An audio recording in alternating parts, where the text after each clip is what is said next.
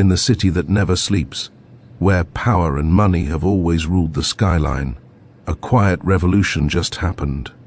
A young immigrant organizer, once dismissed as too radical, has just become the mayor of New York City. His name is Zohran Mamdani. And his story isn't just about one election. It's about how a people's movement, tired of rising rents, broken promises, and billionaire control, finally took back their city. Ladies and gentlemen, welcome to the Hidden Pages. Zohran Kwame Mamdani was born in Kampala, Uganda, the son of an Indian-Ugandan mother and a renowned African scholar father. When he was a child, his family migrated to New York City, chasing the same dream that millions before them sought, a better life. He grew up in the city's public schools, attended the Bronx High School of Science, and later studied Africana Studies at Bowdoin College. But instead of chasing wealth or status, Mamdani chose a different path, organizing, advocating, and fighting for the people often ignored by the system. Before politics, he was a housing counselor, helping tenants facing eviction. That experience, seeing how hard ordinary people fought just to stay in their homes, would shape everything he believed in. In 2020, Zohran Mamdani shocked New York politics. Running as a democratic socialist, he defeated a powerful, long-time incumbent in the New York State Assembly, and did it the old-fashioned way, by knocking on doors, listening, and organizing block by block. 4 years later, he did it again, on a much bigger stage.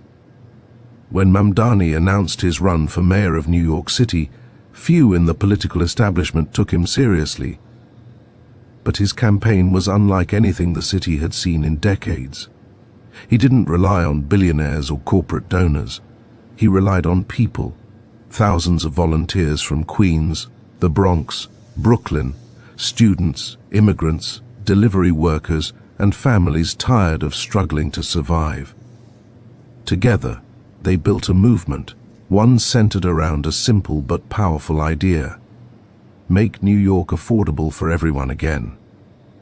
Mamdani's message struck a chord across generations and backgrounds. He talked about the real things that kept New Yorkers up at night: the rent that eats half your paycheck, the subway fare that keeps rising, the price of groceries, childcare, and healthcare that never stop climbing.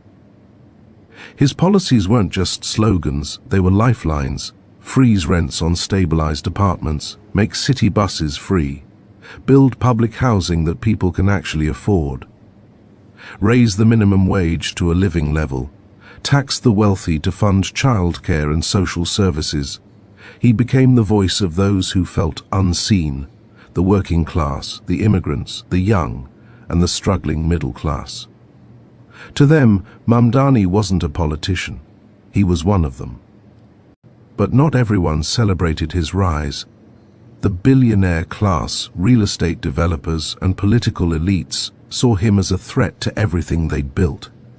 His call for higher taxes on the ultra-rich and limits on corporate influence sent shockwaves through Wall Street and Midtown boardrooms. Money poured in from across the country to defeat him.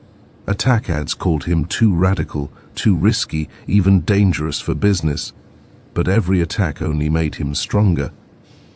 Because for every millionaire who tried to tear him down, 1,000 New Yorkers rose to lift him up. Mamdani also faced controversy. His outspoken support for Palestinian rights and criticism of Israel's actions drew heavy fire from political opponents and powerful lobbying groups. Some tried to paint him as divisive. But Mamdani held firm, condemning hate on all sides, while insisting that justice and human rights must be universal. Whether one agreed with him or not, people respected his courage to stand by his beliefs, even when it could cost him politically. Against all odds, the results came in. Zohran Mamdani, the immigrant kid from Queens, the organizer who started with nothing, had just been elected mayor of New York City. Crowds erupted in celebration. For many, it wasn't just a political win, it was a personal victory, proof that ordinary people could still defeat money and power. Mamdani's victory isn't just about one city. It's about a shift that's happening across America, where people are demanding fairness, affordability, and dignity over profit and privilege.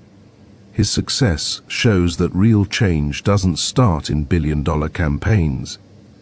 It starts in the streets, the schools, the neighborhoods, with people who believe that government should serve the many, not the few. Zohran Mamdani's story reminds us that the American dream isn't dead. It's just being rewritten by the very people who were told it wasn't meant for them. From a Ugandan immigrant to the mayor of the world's greatest city, Zohran Mamdani didn't just win an election, he reignited hope. And maybe that's the real revolution.